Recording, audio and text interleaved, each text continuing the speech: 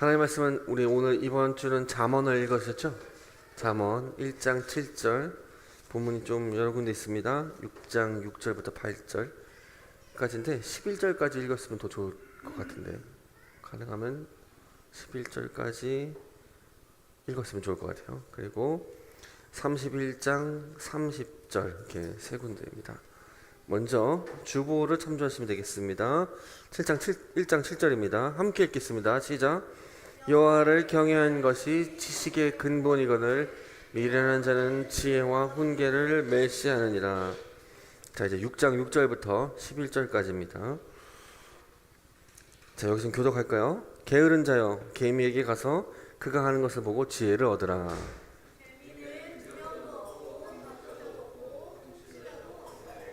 먹을 것을 여름 동안에 예비하며 추수 때의 양식을 모으느니라.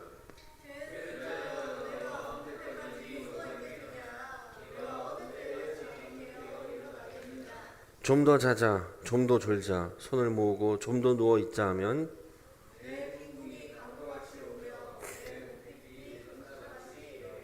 자, 31장 30절 같이 읽겠습니다. 고운 것도 거짓되고 아름다운 것도 헛되나 오직 여호와를 경외하는 여자는 칭찬을 받을 것이라. 아멘.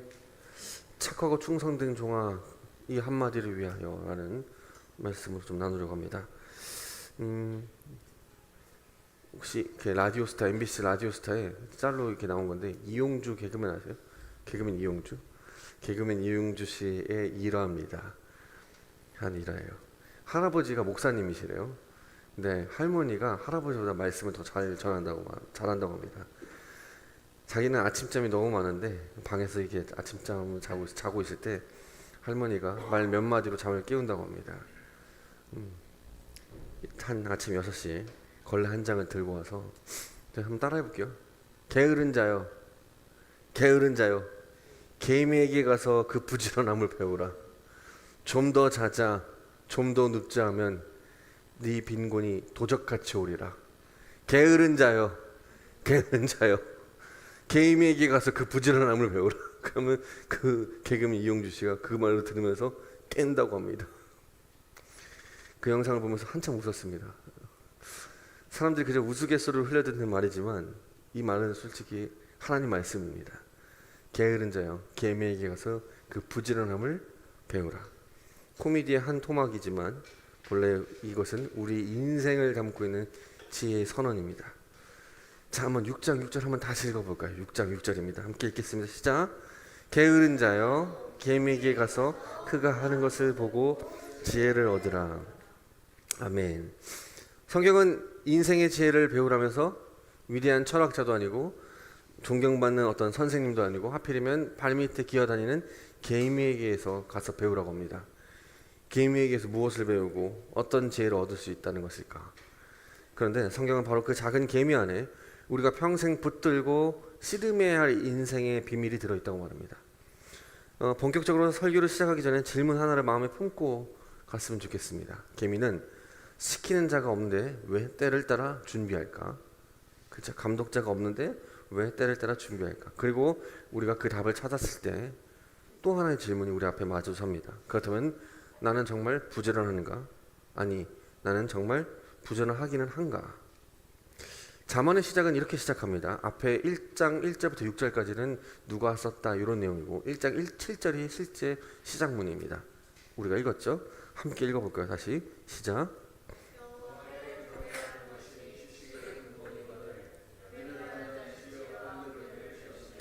자, 이 한 문장이 잠언 전체의 기둥이기도 합니다.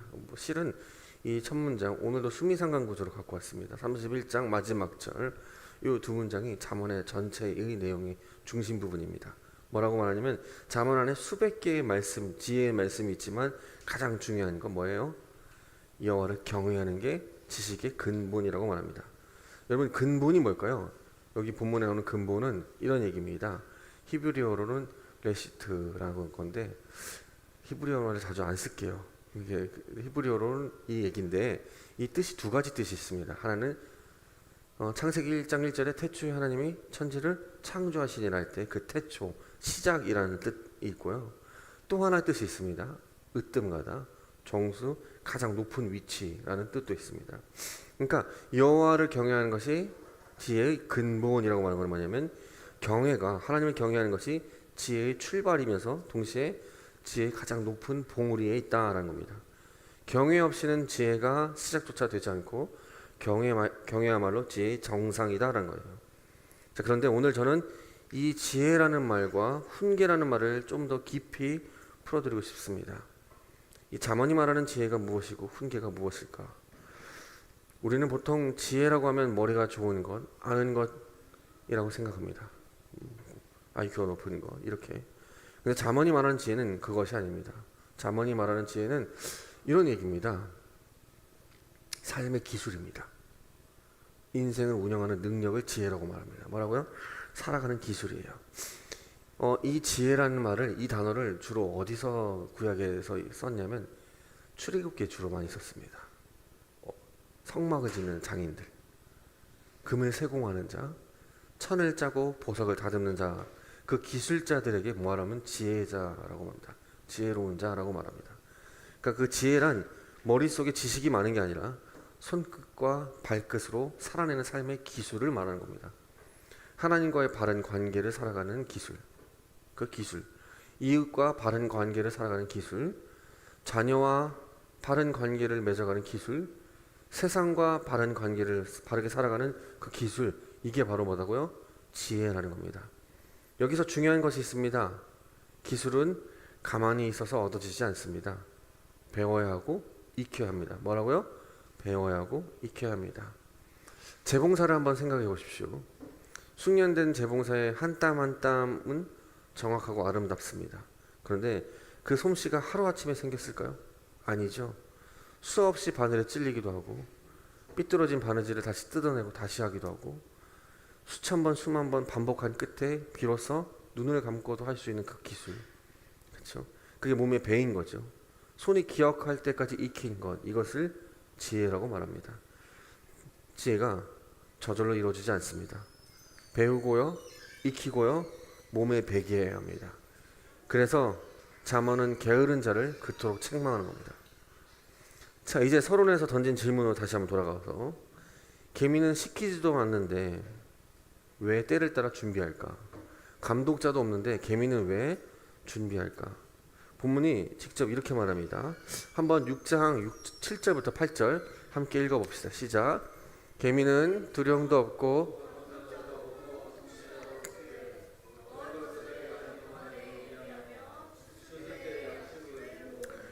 자, 잠언이 주목하는 건 두 가지입니다. 첫 번째, 개미에게는 두렁도 없고 감독자도 없고 통치자도 없다는 겁니다. 시키는 자도 없고 매를 드는 사람도 없고 다스리는 자도 없답니다. 두 번째로 개미는 여름 동안에 겨울 양식을 예비한다는 겁니다. 예비한다는 거예요. 자, 이것이 핵심입니다. 예비한다는 게 핵심입니다. 누가 등 뒤에서 감시해서가 아닙니다. 채찍을 들고 몰아세우는 것도 아닙니다. 감독자가 없는데도 하는 것은 개미는 때를 안다는 겁니다. 때를 안다는 겁니다. 지금이 여름이라는 것을 알고 곧 겨울이 올 것이라는 것을 알기 때문에 여름을 헛되이 보내지 않는 겁니다. 사랑하는 성도 여러분, 이게 지혜입니다. 다가올 때를 알고 감독하는 이가 없어도 스스로 때를 준비하는 것. 개미가 우리에게 주는 교훈은 힘이 세진다는 게 아니라 머리가 좋다는 게 아니라 감시자가 없어도 다가올 때를 스스로 준비할 수 있다는 겁니다. 반대로 게으른 자는 어떤 사람입니까? 게으른 자는 여름이 여름인 줄 모르는 겁니다. 겨울이 온다는 것을 잊어버리는 겁니다. 그래서 지금 누워 있습니다. 겨울이 오는 것을 모르니까 어떻게 하냐면 좀 더 자자, 좀 더 눕자, 조금만 더, 좀 더 졸자 하는 겁니다. 잠언은 이런 사람을 향해서 이렇게 경고합니다. 너 빈궁이 강도같이 오며 네 곤핍이 군사같이 이른다. 여기까지 들으면 좀 마음이 불편할 수 있습니다. 오늘 더 부지런히 목사님이 살으라는 말인가? 게으름 피우지 말라는 건가? 더 열심히 일하는 도덕적 설교인가? 실은 도덕적 설교 아닙니다. 도덕 설교가 아닙니다. 오늘 말씀은 훨씬 더 깊고 더 멀리 들어갑니다. 잠언 다시 1장 7절로 돌아봅시다. 후반부를 봅시다. 후반부 1장 7절을 보면 이렇게 적혀 있습니다. 미련한 자는 지혜와 훈계를 뭐 한다고요? 멸시한다. 뭐라고요? 미련한 자는 지혜와 훈계를 멸시한다. 여기 미련한 자라는 말이 있죠. 미련한 자. 미련한 자는 바보가 아닙니다. 머리가 나쁜 게 아니에요. IQ가 낮은 게 아닙니다. 여기에 미련함은 머리 문제가 아니라 마음의 문제를 말합니다. 성경은. 마음의 문제. 미련한 자는 머리가 나빠서 미련한 게 아니라 뭐 하기 싫어서 훈계를 들을 마음이 없어서예요. 훈계를 싫어해서 멸시를 미련한 것으로 보는 겁니다. 멸시하기 때문에. 여기 훈계라는 말은 뭐냐면 사람이 살아갈 때 빚어져가는 모든 교육을 말합니다. 질서 잡힌 가르침을 말합니다. 규율, 규칙, 질서, 방종이 아니라 나태함이 아니라 그 질서. 하나님과의 사랑과의 질서, 교회 안의 공동체 질서, 가정의 질서, 그 질서를 말합니다. 그 질서를 훈계라고 말합니다. 그러니까 이 훈계를 들으려면 어떻게 했죠? 나를 깎아야 되고 나를 다듬어야 되고 나를 빚어가야 되는 겁니다. 생각해 보십시오. 잡초는 누가 심습니까? 잡초는 누가 심지도 않고 돌보지도 않습니다. 그런데 저절로 자랍니다. 잡초는 어디까지 자랍니까? 무성하게 자랍니다. 크게 자랍니다. 그러나 곡식은 어떻게 합니까? 씨를 뿌립니다. 물을 줍니다. 김을 메고 정성껏 돌봅니다. 미련함과 어리석음이 바로 잡초 같은 겁니다. 가만히 두면 저절로 자랍니다. 우리가 노력하지 않아도, 여러분 노력하지 않아도 게으를 수 있습니다. 왜냐하면 게으름은 알아서 우리를 점령합니다. 그러나 지혜는 곡식입니다. 배우고 귀를 기울여야 되고 빚어질 때까지 자라가야 됩니다. 때로는 듣기 싫은 책망도, 때로는 따끔한 매질도 필요할 수도 있습니다. 그래서 언약 공동체의 가르침에, 교회의 가르침 또는 가정의 가르침에 하나님 말씀에 자신을 복종시킬 때만 자랍니다. 하나님 말씀에 복종시킬 때 그때서야 자라는 겁니다. 그러니 미련한 자는 누구입니까? 빚으시는 하나님의 손을 뿌리치는 사람입니다. 나 좀 내버려 두십시오. 내 마음대로 살게 좀 냅두십시오. 뭐 그렇게 자꾸 교회 오라고 합니까? 나 좀 내버려 두세요. 알아서들 하게. 알아서 하면 어떻게 된다고요? 게을러집니다. 잡초가 무성하게 자라듯 하나님을 뜻대로 살지 않게 됩니다. 자신의 마음이 뻣뻣하게 굳어버려서 하나님의 말씀을 경청하지 않는 사람이 됩니다. 여러분, 제가 교회 오라고 계속 하죠? 권면하죠? 누군가 성도님들 옆에서 집사님들이 계속 권면하죠? 뿌리치면 어떻게 된다고요? 듣기 싫은 마음이 생기면 게으르면 계속 자랍니다. 그래서 성경을 그 사람들을, 그 마음을 가진 사람을 뭐라고 하냐면 게으른 자라고 말합니다. 받아들이는 자는 빚어지게 되고요, 멸시하는 자는 굳어져 버립니다. 자, 사랑하는 성도 여러분, 이 기준 앞에 우리 솔직해져야 됩니다. 우리는 지혜로운 자입니까? 미련한 자입니까? 여러분들은 지혜로운 자예요? 미련한 자예요? 저는 고백합니다. 저도 미련한 자였습니다. 듣기 싫은 말 앞에는 귀를 갖고 나를 빚으려는 손길은 수없이 뿌리쳤던 사람입니다. 조금만 더 하면서 미뤘습니다. 정직하라는데 적당히 타협하기도 했고요, 공의롭게 살아라는데 내 앞에 이익이 있을 때 눈 감았던 적도 많이 있습니다. 그렇습니다. 잠언의 기준 앞에 정직하게 서면 여러분, 저와 여러분 모두 다 미련한 자입니다. 여기에 지혜로운 자가 별로 없어요. 누구도 완전히 부지런하지 못했고요, 누구도 완전히 정직하지 못했고, 누구도 훈계를 온전히 받아들이지 못합니다. 훈계를 받아들이면 우리 삶이 이렇게 되지 않겠죠. 그런데 잠언은 우리를 정죄하려고 이 말씀을 준 게 아니라 우리 힘으로는 결코 지혜가 참되게 이루어질 수 없다고 말하는 겁니다. 참 지혜자가 될 수 없음을 깨닫게 하면서 우리 밖에서 오는 참 지혜자를 갈망하게 하기 위함입니다. 그 갈망의 자리로 가기 전에 우리가 꼭 짚고 가야 할 것이 하나 더 있습니다. 한번 좀 생각해 봅시다. 저와 세상의 사람들, 저와 여러분들은, 또 세상에 많은 사람들은 어떻게 보면 정말 게으를까? 흔히 우리는 세상 사람들을 보죠. 흔히 세상 사람들을 보면서 정죄할 때가 있습니다. 아, 저들은 돈만 쫓아. 우린 신실하게 하나님을 쫓는데. 저들은 성공에 미쳐 있어. 저들은 명예를 탐하고 세속적이야. 그러면서 은근히 정죄합니다. 근데 저는 오늘 조금 다른 이야기를 하고 싶습니다. 여러분, 세상이 돈을 쫓는 거, 세상에 그렇게 아파트 한 채 두 채 사는 거, 하이닉스 주식 뭐 한두 주 사고 막 자랑하는 거 그렇게 정지할 필요 없어요. 왜냐하면 모든 사람은 본래 목적과 목표를 향해 달려가게 되어 있습니다. 그렇게 지어졌어요. 더 많은 돈을 위해 달려가고요. 더 높은 명예를 위해 달려가고 더 큰 성공을 향해 끊임없이 달려가는 거. 그것이 보상이 주어진다면, 그것이 확실하다면 믿고 걸어갑니다. 그리고 사람은 그 보상이 분명하면 놀라울 만큼 부지런해집니다. 세계 1위 기업 지금 현재 어디죠? 성경 말씀은 몰라도 이건 알잖아요. 시총 1위가 누군지. 엔비디아잖아요. 엔비디아 젠슨 황이 직원들에게 이렇게 말했답니다. 가능한 한 많은 보상을 준다. 나는 직원들에게 최대한 돈을 많이 준다. 그들이 다 가질 수 있도록 최대한 많이 준다고 합니다. 그렇게 공공연히 말합니다. 그리고 그렇게 분명한 보상이 있다면 직원들은 보람을 얻을 것이고 더 큰 보상과 성공을 향해 최선을 다해 일할 것이다. 1년에 여러분 몇 억을 벌 수 있다면 기쁨으로 일할 것입니다. 저 친구들이 대기업에 많이 다니고 있거든요. 삼성, 하이닉스 이런데. 예전에 연봉이 적을 때는 힘들어하는데 지금은 성과금 받고 그러니까 감사합니다 하면서 주일도 나간답니다. 주말도 다 나갑니다. 이렇게 좋은 직장이 어디 있습니까? 이러면서 감사합니다 하면서 나갑니다. 삼성, 하이닉스 높은 연봉 준다고 정지할 필요 없습니다. 다들 그렇게 사는 게 인간입니다. 다들 돈 쫓아가는 거 인간이에요.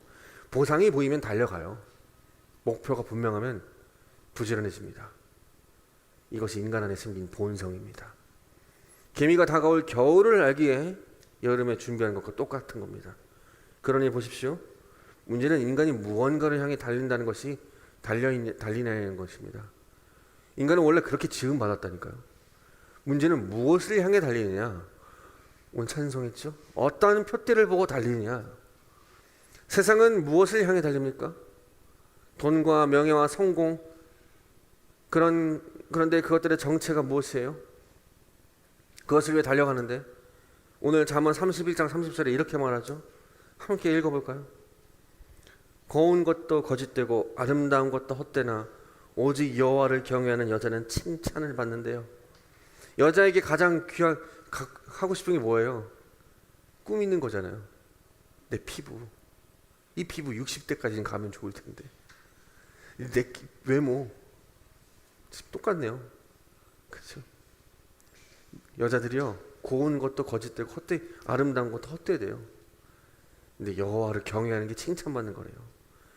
헛되다는 말 우리 시편 강의할 때 많이 들었어요. 뭐예요? 전도서에서 헛되고 헛되며 헛되니 모든 것이 헛되다 할 때 그 헛됨 입김입니다. 한순간에 사라지는 입김. 겨울에 허 했을 때 나타나는 그 입김, 후 했을 때 나타나는 입김. 잠언이 뭐래요? 여자들이 고운 것도 아름다운 것도 입김일 뿐이랍니다. 세상은 사라질 입김을 향해 달려가는 거예요. 그 입김을 붙들고 평생을 달리는 겁니다. 자, 그렇다면 그리스도는 어떻습니까? 여러분, 우린 달리지 않나요? 우리도 달립니다. 달려야죠. 부지런해져야죠. 부와 명예와 성공을 향해 전심으로 달려가야죠. 더 많은 부와 더 많은 명예와 더 많은 성공을 향해 달리는 거죠. 우리도. 놀라셨어요? 목사님 돈을 위해 쫓으라고요? 우리에게 부를 위해 달리는 거예요. 우리는. 사도 바울이 이렇게 말하잖아요. 빌립보서 3장 12절에 내가 그리스도 예수께 잡힌 바 된 그것을 잡으려고 달려가노라. 표대를 향하여 그리스도 예수 안에서 하나님이 위에서 부르신 뭐라고요? 부름의 상을 위하여 달려간대요. 뭘 위해서? 상을 위해 달려간대요. 표대를 향해 달려가노라. 그러나 내가 그 표대를 향해 달려간 이유는 부름의 상을 얻기 위해서 달린다라고 말해요. 누가? 바울이. 그래요. 우리도 부와 명예와 성공을 향해 달리는 거예요. 다만 그 부는 썩지 않아요. 그 명예는 하나님 주신 영광이에요. 그 성공은 착하고 충성된 종이라는 그 한마디의 말을 얻을 수 있어요. 세상의 그것과 종류가 다른 거예요. 세상의 것은 입김처럼 사라지지만 우리의 성공과 우리의 부와 우리의 명예는 사라지지 않아요. 영원히 남는 거예요. 아멘이에요. 그러므로 결론은 이런 거예요. 그 영원한 영광을 아는 자는 근면해집니다. 그 영광을 아는 자들은, 그 부름을 아는 자들은, 그 부름의 상을 아는 자들은 충성스럽게 하나님을 향해 달려갑니다. 그러나 그것을 모르는 자는 게으릅니다. 미련해집니다. 개미가 겨울을 알면 준비한댔죠. 모르면 어떻게 됩니까? 좀 더 자자, 좀 더 눕자, 좀 더 졸자라고 합니다. 차이는 단 하나예요. 다가올 그날을 아느냐는 겁니다, 여러분.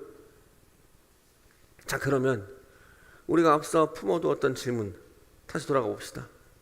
잠언 기준 앞에 우리는 모두 미련한 자였죠. 우리로 하여금 참 지혜자를 갈망하게 하기 위함이라고 말했죠. 우리 밖에서 오는 지혜, 우리를 대신해 그 경애를 온전히 살아낼 누군가를 찾기 위함이라고 말했습니다. 그렇다면 그분이 누구일까요? 우리는 다 알고 있죠. 참 경외하는 자가 누구일까요? 예수 그리스도죠. 잠언 8장을 보면 지혜가 마치 인격처럼 등장합니다. 태초에 하나님과 함께 있었고 창조 현장에 있었던 그 지혜가 누구냐? 신약은 그 정체를 분명히 밝힙니다. 고린도전서 1장 24절에 그리스도는 하나님의 능력이요 하나님의 지혜라. 예수가 하나님의 지혜랍니다. 그렇습니다. 참 지혜는 예수 그리스도이십니다. 잠언이 그토록 찾던 그 지혜가 사람이 되어 우리에게 오셨죠.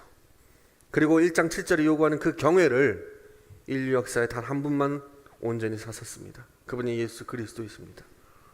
그분은 게으르지 않습니다. 요한복음에서 예수님이 이렇게 말합니다. 내 아버지께서 이제까지 일하신 것처럼 나도 일한다 라고 말합니다. 일했다고 말합니다. 그분은 정직했습니다. 그 입에 거짓이 없었고요, 오직 공의로웠습니다. 그리고 무엇보다 그분은 아버지의 훈계인 그 고난을 멸시하지 않고 끝까지 받으셨습니다. 성경은 이렇게 말합니다. 그가 받으신 고난으로 순종함을 배워. 사랑하는 성도 여러분, 예수님은 경애를 가르치신 분이 아닙니다. 경애를 몸으로 사신 분입니다. 우리가 뿌리쳤던 훈계의 손길을 그분은 십자가까지 받아들이셨습니다. 우리가 못한 그 경애를 그분이 우리를 대신에 완성하셨습니다. 그러므로 이제 여호와를 경외하는 것이 무엇인지 분명해집니다. 여러분, 여호와를 경외하는 것이 무엇입니까? 율법을 잘 지키는 건 아닙니다. 내 앞에 가신 예수 그리스도를 신실하게 믿고 따르는 겁니다. 예수를 믿는 것이 곧 참된 경외고 참된 지혜의 시작이고 완성입니다. 자, 그러면 이 믿음은 우리를 어디로 데려갈까요? 개미에게로 잠언은 데려갑니다. 개미는 겨울을 알기 때문에 여름에 충실히 일합니다. 우리는 무엇을 합니까? 여러분의 결말을 아십니까? 곧 다가올 날들을 알고 있으세요? 우리는 영원을 아는 자입니다. 영원을 아는 자고요. 영원을. 마지막 날 주님 앞에 서는 날이 있다고요. 설마 아직 그렇게 말하시는 분은 아직 예수를 믿지 못하는 거죠. 그날이 있다니까요. 마지막 날 주님 앞에 서는 날, 그날 우리에게 주어질 영광이 세상의 어떤 성공보다, 그 어떤 명예보다, 어떤 부보다 크고 영원하다는 것을 알죠. 그것을 진짜로 안다면 우리 어떻게 살까요? 진짜로 안다면 여러분, 수많은 돈을 준다고 하면 열심히 달린다고 하잖아요. 여러분, 그보다 더 큰 부가 주어진다니까요. 그보다 큰 영광이 주어져요. 그보다 큰 명예가 주어진다고요. 예수를 믿음으로 우리에게 성령이 우리에게 주어졌죠. 우리 안에 성령이 주어졌죠. 성도 여러분, 성령 하나님이 임재한 사람은 게으를 수 없어요. 미련할 수 없어요. 왜냐하면 성령 충만하면 왜 게으를 수 없냐면 성령의 열매에 충성이 들어있습니다. 성령의 9가지 열매 중에 충성이 들어있다고. 제가 9가지 열매 중에 성도들한테 제일 강조하는 게 충성이에요. 왜냐면 이 땅에서 가장 할 수 있는 게 충성이거든. 그 나라 가면 충성은 자연스럽게 나타나는 거고. 그렇다면 그 충성이 도대체 무엇을 바라보는 충성일까요? 우리의 부지런함, 우리의 충성은 구원을 얻어내기 위한 노동이 아니라 우리를 위해 죽으신 예수 그리스도의 사랑의 응답인 거죠. 그분에게. 그리고 그 응답은 마지막 날 한마디로 보상받는 거예요. 뭐라고요? 잘하였도다 착하고 충성된 종아. 마태복음 25장에 멸천의 비유 있잖아요. 또 달란트 비유 있잖아요. 그 비유에서 충성되게 산 사람에게 뭐라고 말하면 잘하였도다 착하고 충성된 종아. 사랑하는 성도 여러분, 저는 믿어요. 영원한 것이 있음을 믿는다고요. 영원한 소망이 있음을 믿습니다. 만약 우리에게 그것이 없다면, 만약 죽음 너머에 아무것도 없다면, 이 끝나고 아무것도 없다면 여러분 돈 따라가야 돼요. 진짜로. 여러분 이 세상 끝나고 아무것도 없다면 여러분 성공 따라가야 됩니다. 여기라도 잘 살아봐야 될 거 아니에요. 여러분 우리가 죽음 날 주님 앞에 가는 것이 없다면 아파트 한 채라도 더 사야 되죠. 근데 나는 믿는다고요. 주님이 우리를 부르시는 날이 있다는 걸. 그래서 우리의 근면도 우리의 노력도 우리의 성실도 신은 세상에 있는 것들은 다 헛된 거라고요. 왜냐하면 그때는 그것이 의미가 없거든요. 제가 몸에 연약함을 안고 직장과 사역을 함께 하면서 이 일을 해나가죠. 여러분과 같이 말씀을 보고 함께 공동체 생활을 합니다. 예수 그리스도의 은혜와 성령의 임재로 말미암아 이 일을 해나가요. 근데 저는 이 일을 해나가면서 끝에 바라보는 게 있다고요. 여러분들이 나중에 천국 가는 것도 기뻐요. 함께 그곳에 가서 손잡고 그 예수 그리스도를 찬송하는 것도 기뻐요. 근데 나는 그거보다 더 큰 걸 바라본다고요. 뭐요? 주님이 나에게 더 큰 거를 줄 거예요. 여러분보다. 이걸 바라본다고요. 부름의 상을 바라본다고요. 나에게 큰 부를 주실 거라고요. 명예를 주실 거라고요. 영광을 주실 거라고요. 강건함을 주실 거라고 믿는다고요. 그 누구도 빼앗을 수 없는, 그 누구도 나에게 줄 수 없는 것, 사라지지 않고 헛되지 않는 것, 그 영원한 것이 있기 때문에 이 몸의 현실 속에서 직장과 사역을 함께 감당하며 날마다 최선을 향해 애쓰는 이유는 제가 특별히 강해서가 아니라, 제가 특별히 부지런해서가 아니라 나는 영원한 것이 있음을 알기 때문에 하는 겁니다. 믿기 때문에 하는 거예요. 이 모든 수고가 입김처럼 사라지는 게 아니라 네 모든 수고를 통해서 주님이 오시는 그날 나에게 잘하였도다 착하고 충성된 종아, 너는 내 자녀다. 나와 함께 가자. 그 음성을 듣는 그날, 그 한마디를 위해 부지런히 충성스럽게 사는 겁니다. 그 한마디에 부와 명예와 성공과 영광이 있는 겁니다. 여러분 무엇을 위해 삽니까? 무엇을 향해 달리고 계십니까? 한 가지만 더 짚고 말씀을 맺겠습니다. 제가 지난주에 교육이어가지고 좀 시간이 있었어요. 그래서 지난주에 우리 집사님들과 얘기하다가 인기 중인 넷플릭스 참교육을 이틀 만에 다 봤습니다. 참 부지런히 봤습니다. 하루에 5편 이상 봤어요. 새벽 1시, 2시까지 다 봤습니다. 다 봤어요. 무너진 교실의 풍경을 그린 작품이에요. 선생님 그 전교조인가? 거기서는 이거 방영하지 말라고 하는데 그럴 수 있겠지. 근데 저는 좋다, 필요하다라는 생각을 했습니다. 목사님 또 제 반대되는 생각을 가질 수 있어요. 자, 근데 이런 생각이 듭니다. 선생님은 오늘날 더 이상 가르치는 자가 아닌 것 같아요. 그 영화를 보면 학생은 배우러 온 자가 아니고, 어떤 부모는 왜 우리 아이에게 마음에 상처를 주냐고 계속 민원을 3편인가 4편인가 계속 나오죠. 그 초등학교 엄마가. 그래서 그 우울증에 선생님은 그만두고 휴직을 내고 또는 자살을 하고 이런 분들이 있습니다. 오늘날은 교단에 설 수 없을 정도가 되었죠. 옛말에 그런 말 있잖아요. 선생님의 그림자는 밟아서는 안 된다. 스승의 그림자는 밟지 말라. 그렇게 존경했는데 오늘날 선생님은 아이들도 그런다면서요. 선생님, 우리 아빠가 번 세금으로 돈 버는 거 아니에요. 잘해줘야 되는 거 아니에요? 이렇게 말한다면서요. 어떻게 가르쳤길래? 오늘날 선생님은 교과목을 전달하는 그냥 서비스업 종사자로 전락해버린 것 같습니다. 훈계와 견책은 사라졌죠. 그 교실에서 아이들의 인성은 자라지 못합니다. 근데 저는 그 드라마를 보면서 가슴이 좀 서늘했습니다. 이것이 교실만의 이야기일까? 진짜 교실만의 이야기일까? 교권이 무너지면 바르게 가르칠 수 없고 사람을 길러낼 수 없습니다. 그런데 문득 교회가 생각났습니다. 강단이 무너지고 훈계가 사라지면 성도는 어떻게 될까? 더 이상 빚어지지 않습니다.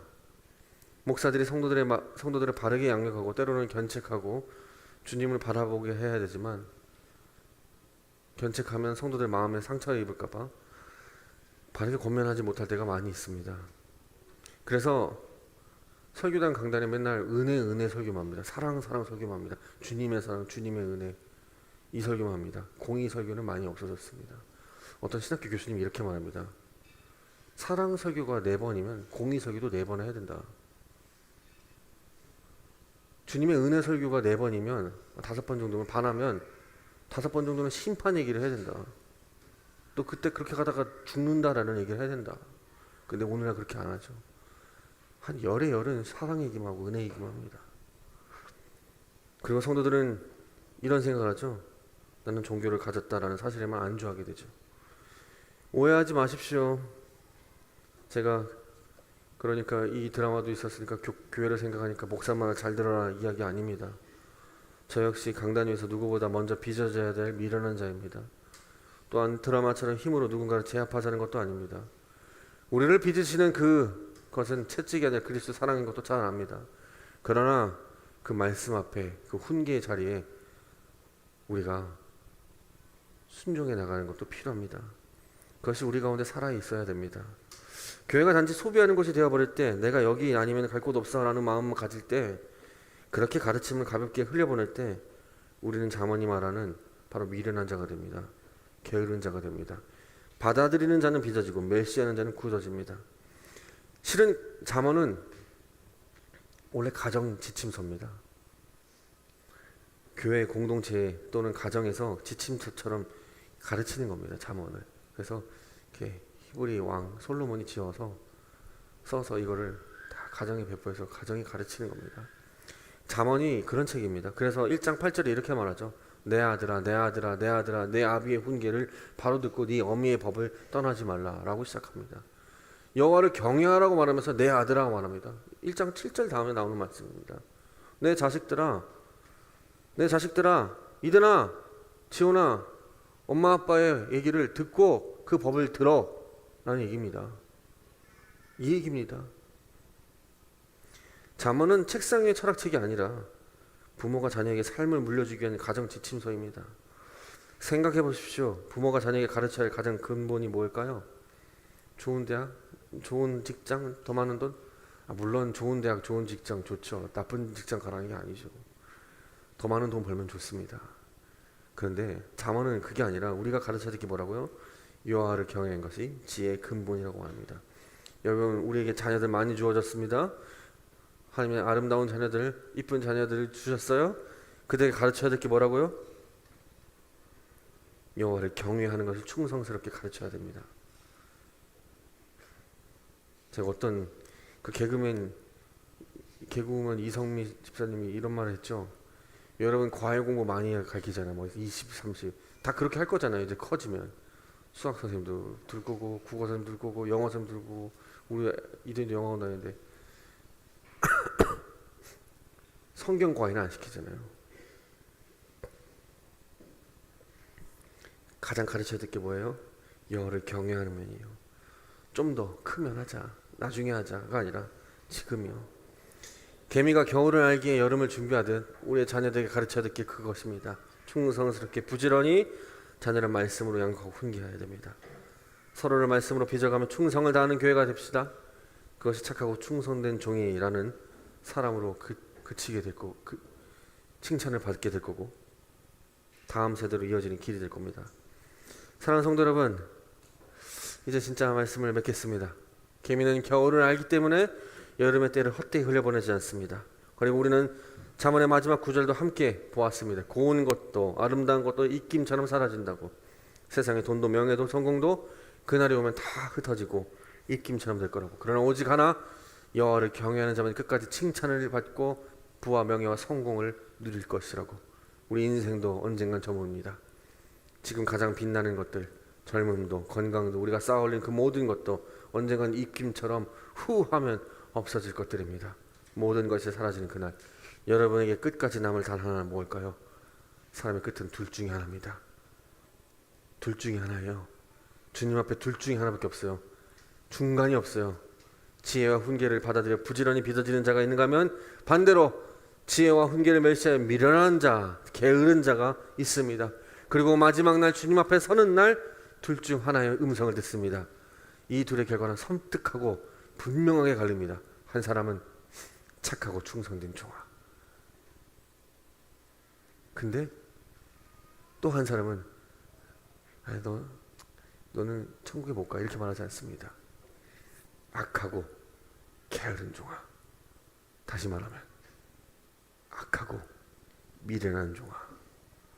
왜 너는 입김처럼 사라질 것에 목을 매다 왔느냐. 너 또한 입김처럼 사라질 것이다. 악하고 게으른 종아 라고 들을 겁니다. 심판은 반드시 있습니다. 사랑을 한다면, 주님의 사랑과 은혜를 한다면 공의를 반드시 알아야 합니다. 저는 우리 모두가 지혜의 근본이신 예수 그리스도를 닮아서 우리 모두가 하나님을 경외하고 다가올 하나님의 영광을 바라보며 살기를 원합니다. 그래서 여러분 모두가 악하고 게으른 종이 아니라 착하고 충성된 종으로 지혜롭고 훈계를 멸시하지 않는 자로 그날 주님 앞에 서기를 간절히 원합니다. 기도합시다.